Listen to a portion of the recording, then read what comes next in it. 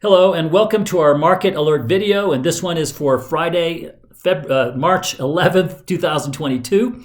And this one is one where I want to go over with you kind of a different way of looking at what is going on with Ukraine, with the sanctions, and what the future may hold for us. So if you're a general and you're thinking about you want to go into war, you want to go into battle, one of the things that you look at is what is the cost of this going to be? How many people are going to die? How many airplanes are we going to lose? How many tanks are we going to lose? How much destruction is going to happen? What if they retaliate? What will be the cost of that? And generals in today's world are pretty accurate at predicting all those kind of things.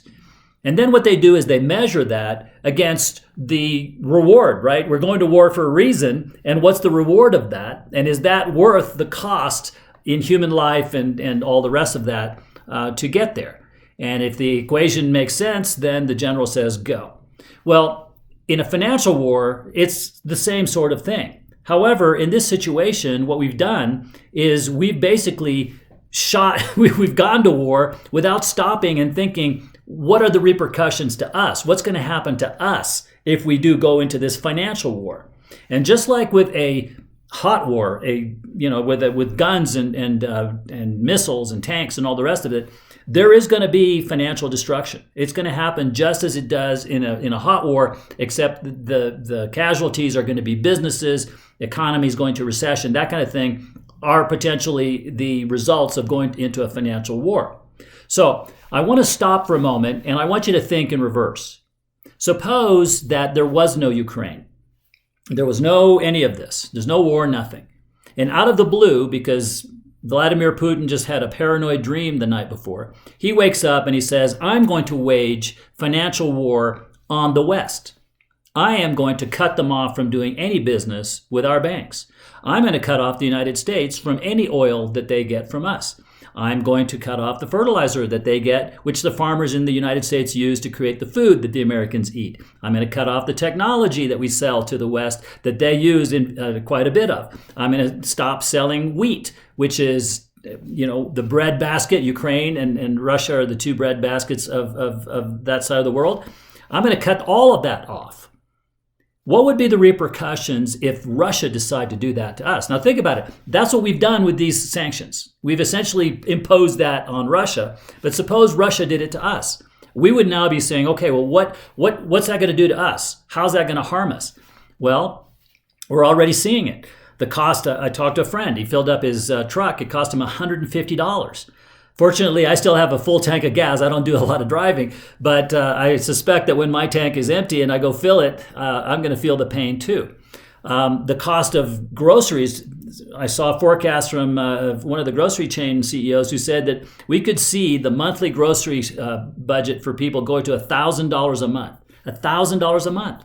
That's a massive increase in the cost. We could see heating of a home going up to $300 a month.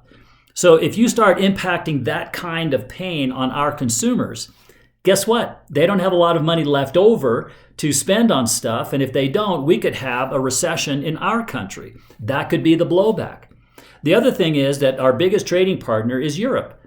And it's looking very much like Europe is going to fall into a pretty bad recession here. And if they do, then our biggest trading partner is not going to be able to buy stuff from us. If they don't, then our company's profits could go down. And if they do, their stock prices could go down as well. So we could have that as well.